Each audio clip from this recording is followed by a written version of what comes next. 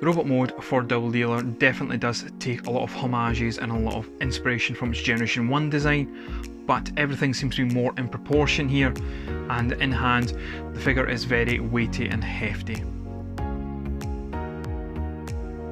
There's a lot of articulation packed in this robot, although it doesn't look like it at face value, but you do get everything you'd expect, including a head rotation, you get a full arm rotation, a bicep rotation, you get a double joint at the elbow, you get the typical sort of wrist movement because of transformation, there's a waist swivel, there's a thigh twist, the legs can go back and forward and left and right, you get a bend at the knee, you also get an ankle tilt on this figure, so there's more than plenty there when it comes to your articulation needs. And because this is a leader class figure, you get plenty of weapons for your money to make up for the size. There's also some cool additional features, such as the ability to flip his insignia between Autobots and Decepticon. The weak assault mode of the two is the Beast mode.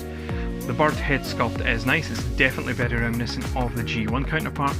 and the wings do have a pretty high degree of movement and are on ratchets,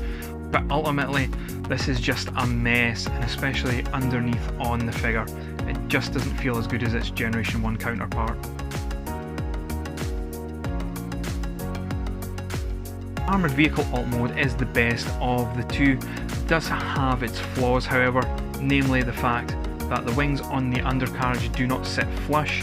so the alt mode doesn't balance itself. You can see here it's a bit wobbly in the footage, but it looks very much like its Generation 1 counterpart, and that's no bad thing if you feel a pang of nostalgia. If you're not, however, this alt mode really isn't for you.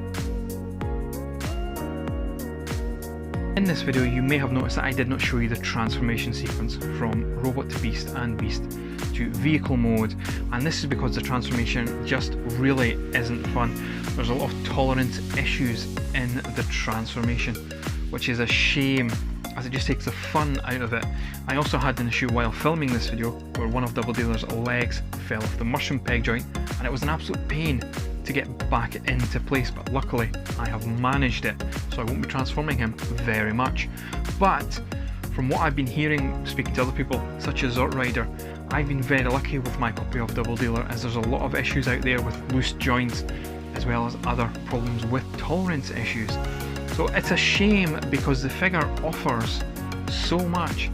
It just tries to do too much for the small frame that it is, but the quality of the plastic and the heft is there. So what I would say is, if you're a fan of the character, DoubleDealer, pick it up, but if you're just very casually aware of the character, I would look at any other sort of leader class figure in the Siege or Earthrise series, or buy another figure in another class, because this figure unfortunately